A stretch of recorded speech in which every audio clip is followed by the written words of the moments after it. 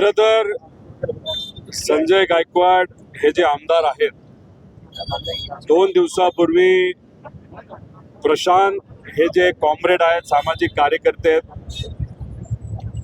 आणि शिवाजी कोण होता हे जे 40 वर्षापूर्वी पुस्तक पानसरे साहेबांनी लिहिलं, त्याचे जे आजचे प्रिंटिंग जर कुणी करत असेल तर ते प्रशांत त्या ठिकाणी करतात. आणि प्रशांतला फोन करून अतिशय खालच्या लेवलला जाऊन संजय गायकवाड आमदार ते बोलत असताना प्रशांत जे आहेत,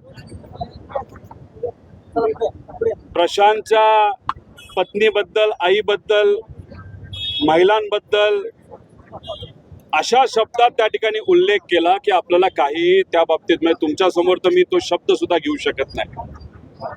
आणि ते बोलत असताना छत्रपती शिवाजी महाराजांचा आपण अवमान त्यांच्या त्या ऑडिओ क्लिपमध्ये झालेला आपण सगळ्यांनी बघितला. महामानवांचा अपमान आपण कधीही त्या ठिकाणी सहन करणार नाही हे आपल्या सगळ्यांना तिथं माहिती. महाराष्ट्रातला कुठलाच व्यक्ती हा अपमान त्या ठिकाणी सहन करणार नाही. पानसरे साहेबांचं कार्य हे किती मोठं होतं अख्ख्या महाराष्ट्राला माहिती आहे. आणि ज्या भूमीमध्ये आता मी आहे म्हणजे कोल्हापूर, या भूमीतल्या प्रत्येक व्यक्तीला त्यांचं कार्य हे माहिती आहे. याच्यातच मग तो जे काही व्हिडिओ ऑडिओ आहे, ती ऑडिओ झाल्यानंतर आणि ज्या पद्धतीने प्रशांतला, म्हणजे प्रशांतमध्ये सामान्य परिवारातला एक व्यक्ती भंगार विकून त्यांनी त्याचं शिक्षण केलंय, आपल्या बहिणींचं पण शिक्षण करण्याचा प्रयत्न त्या ठिकाणी त्यांनी केला.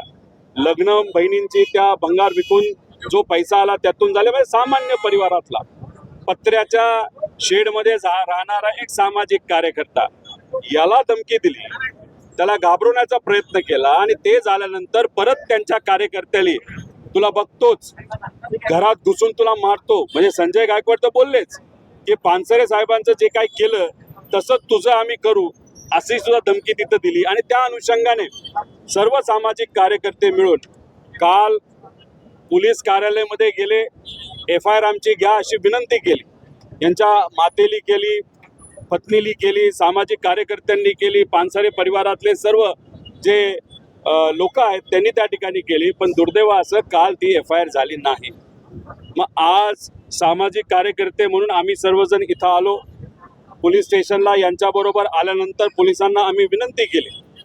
1-1.5 तास विनंती केल्यानंतर आम्हाला असं कळतंय, वरिष्ठांशी बोलल्यानंतर आणि मीडियाचा आणि इथं असलेल्या लोकांचा दबाव आणि महाराष्ट्रातला सामान्य लोक जो काही पाठिंबा प्रशांतला विचाराला त्या ठिकाणी ते देत नाहीत, त्या सर्व दबावाच्या खाली येऊन आता हे FIR हे पोलीस घेत आहेत. ज्या पद्धतीचा प्रशांतला पाहिजे त्याच पद्धतीचा FIR घेतला जाईल असं म्हणलं जातं. म्हणजे अजितदादांच्या बाबतीत FIR साठी किती उशीर झाला, किती अडचणी आल्या हे मला आणि तुम्हाला सगळ्यांना तिथं माहिती आहे.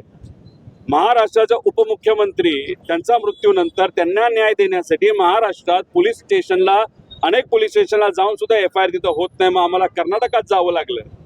मग आता उपमुख्यमंत्र्यांच्याच FIR ची अशी परिस्थिती असेल तर अशा सामान्य व्यक्तीची काय? मग असा दबाव आणून अशा सामान्य लोकांना जर दाबलं जात असेल तर उद्या जाऊन कुठलाही लेखक पुढे येणार नाही, सोशल मीडियावर कुणीही व्यक्त होणार नाही.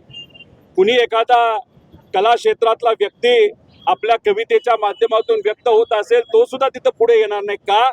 आपला FIR घेतला जात नाही, आपला आवाजच दाबला जातो. त्यामुळे हा संदेश देणं हे योग्य नाही. आता राहिला प्रश्न नावाचा.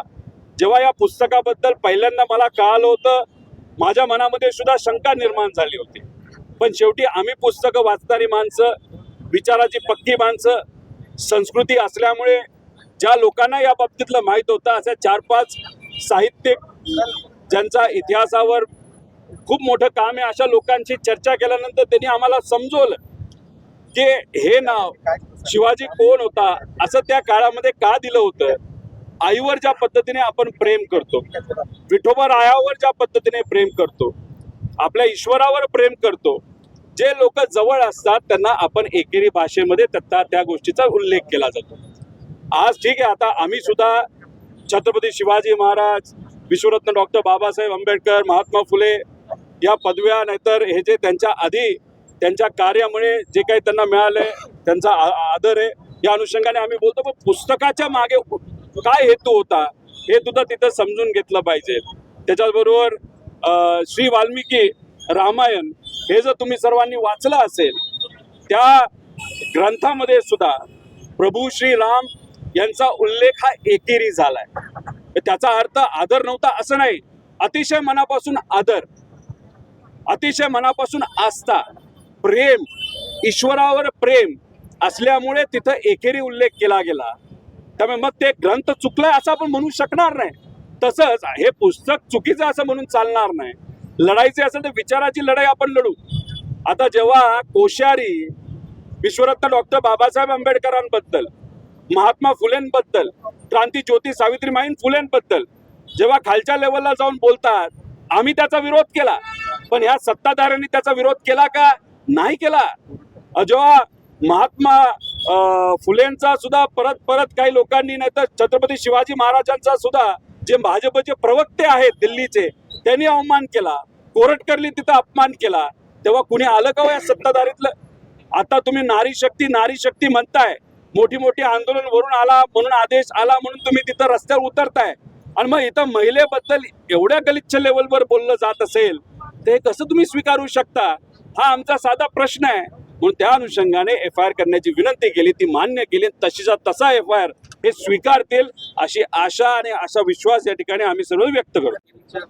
यांच्यासमोर बसावं लागलं की कुटुंबियांनी देखील भूमिका मांडली. FIR तर आता या सगळ्या आग्रहानंतर दाखल होईलच, मात्र अपेक्षित कारवाई होईल असं वाटतं का? एकूण ज्या पद्धतीने दाखल करण्यासाठी एवढे त्रास करून घ्या. इथं तर 1.5 तास बसलोय. अजित दादांच्या बाबतीत FIR व्हावा यासाठी गेले 3 महिने आम्ही झटतोय.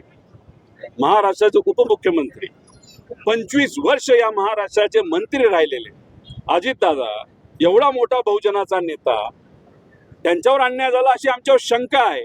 मग FIR घेणं हे त्यांची जबाबदारी आहे. पण तसं दादांच्या बाबतीत 3 महिने झालं. FIR कर्नाटकाने ट्रान्सफर केला, पण अजून दुर्दैवाने इथं स्वीकारलं नाही. ते म्हणतात आम्ही तपास नाही करणार, आम्ही चौकशी करू. म्हणजे शब्दाचा खेळ तिथे आहे. ते इथं 1.5 तास बसलो. ठीक आहे, प्रेशर दिलं, काय केलं, पोलीस चुकीचे असं मी म्हणणार नाही. प्रेशर देणारा जो कुणी असेल, जर असेल तर FIR नाही झाला तर राजकीय प्रेशर असल्याशिवाय हे पोलीस FIR करणार नाही. जर FIR झाला तर आम्ही तर अभिनंदन या पोलिसांचं त्या ठिकाणी करतोच. खरं तर आता संजय गायकवाड यांनी शिवगाळ केली त्याच्याबद्दल दिलगिरी व्यक्त केली आहे, मात्र जे नाव बदलायचं आहे त्याच्यावरती आपण ठाम असल्याचं त्यांनी म्हटलेलं आहे. काय याच्याबद्दल दिलगिरी व्यक्त केली, पण पुस्तकाच्या नावाबद्दलचा आक्षेप कायम आहे. आता तुम्ही सांगा, कोश्यारी महामानवांबद्दल काय लेवलला जाऊन बोलले, त्यानंतर जे काही प्रवक्ते भाजपचे काय लेवलला जाऊन बोलले, तुकोबारायांबद्दल आणि माऊली महाराजांबद्दल काही बोंदुगिरी करणारे लोक काय लेवलला जाऊन बोलतात हे आपल्याला माहिती आहे. मग अशा पद्धतीने बोलून जायचं, मग 24 तासानंतर माफी मागायची. अरे पण तो ऑडिओ लोकात राहतो ना, तो ऑडिओ लोकात पसरतो. मग लोकांना असं वाटतं की ठीक आहे, एकदा बोलून गेलं तर नंतर माफी मागितली तर सगळं ओके. अरे पण आपल्या आईबद्दल, आपल्या वडिलाबद्दल, आपल्या नातेवाईकाबद्दल कोणी बोललं तर नतमस्तकात कशी आग जाते, तसं महामानवाबद्दल ना ते एखाद्या महिलेबद्दल बोललं तर होते. माफी मागितली नाही मागितली मला माहित नाही, मागितली असेल तर तो त्यांचा विषय, पण चूक तर झाली आहे. मग त्याच्यावर काय ना काहीतरी कारवाई ही पोलिसांकडनं झाली पाहिजे, सरकारकडनं झाली पाहिजे. नाहीतर आता तुम्ही एका बाजूला नारी शक्ती म्हणता, नारी शक्ती करून तुम्ही रस्त्यावर उतरता, 2-2 तास 3-3 तास ट्रॅफिक अडवता. बरं, नारी शक्तीच्या विरोधात बोलणारा हा जो कोणी माणूस आहे हा आमदार नंतर, पण महाराष्ट्राचा नागरिक पहिला आहे. मग उद्या जाऊन जर लोक म्हणायला लागली अरे नाही काय होत नसतं, बोललं चालतं, नंतर माफी मागायची, हे प्रथा योग्य नाही. FIR तर झाला पाहिजे, त्या FIR पद्धतीने त्या ठिकाणी कारवाई सुद्धा झाली पाहिजे. नावाचा विषय मला त्यांना एवढंच सांगायचंय, 72 पानं आहेत, तुम्ही वाचली असतील तर एकदा वाचनासाठी तुम्ही या. बुलढाण्यामध्ये 28 तारखेला वाचनाचा कार्यक्रम आहे, मोर्चा पण आहे, वाचनाचा पण कार्यक्रम आहे. तिथं तुम्हाला छत्रपती शिवाजी महाराज कसे समजले?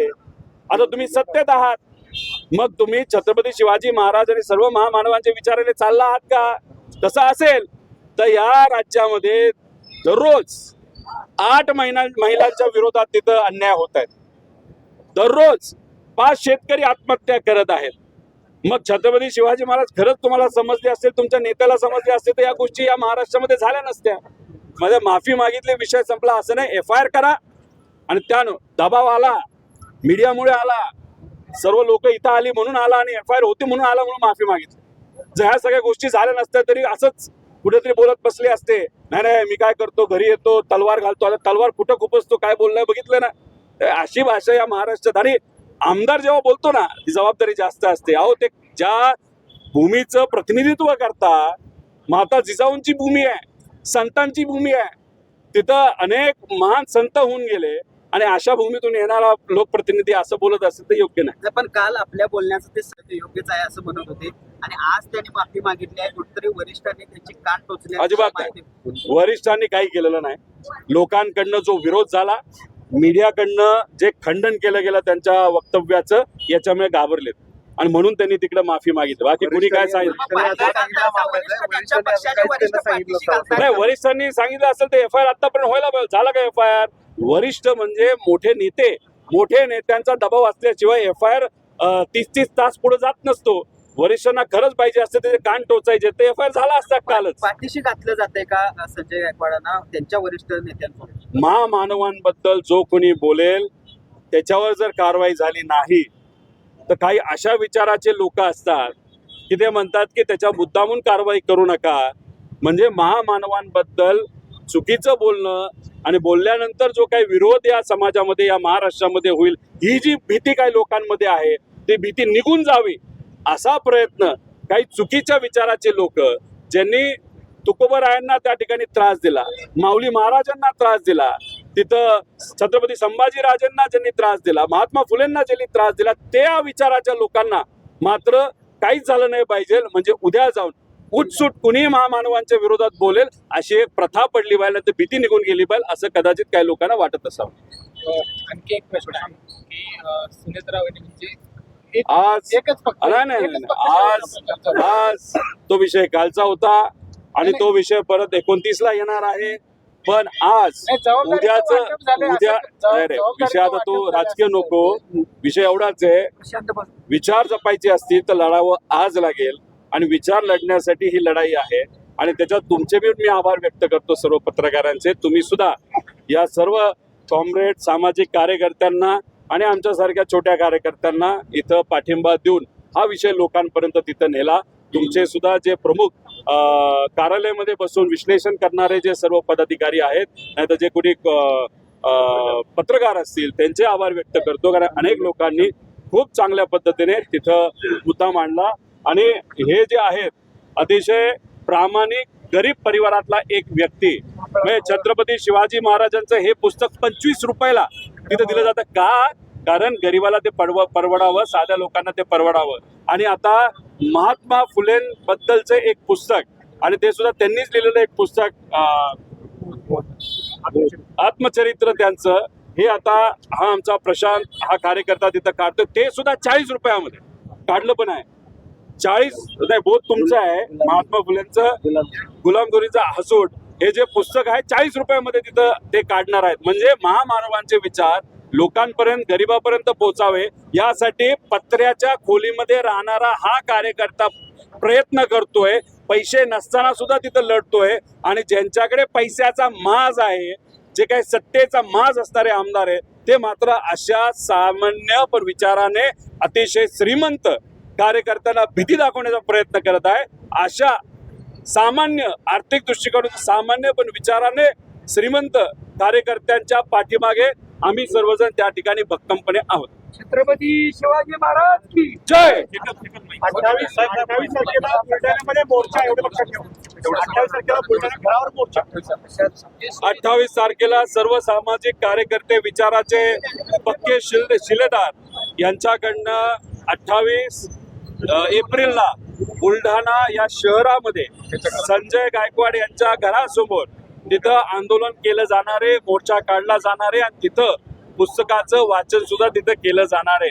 त्यामुळे त्यांना सुद्धा आणि त्यांचे चिरंजीव, ते सुद्धा दबंगगिरीसाठी खूप फेमस आहे. त्यांचा व्हिडिओ तुमच्यापर्यंत आला असेल आणि त्या संजय गायकवाडांवर किती कलम आणि कुठले कुठले कलम हे पोलिसांनी आधी लावलेले आहेत याचा थोडासा अभ्यास त्यांनी सुद्धा करावा, लोकांनी सुद्धा करावा आणि त्याच व्यक्तीच्या घराबाहेर इथं 28 एप्रिलला आंदोलन त्या ठिकाणी केलं जाईल.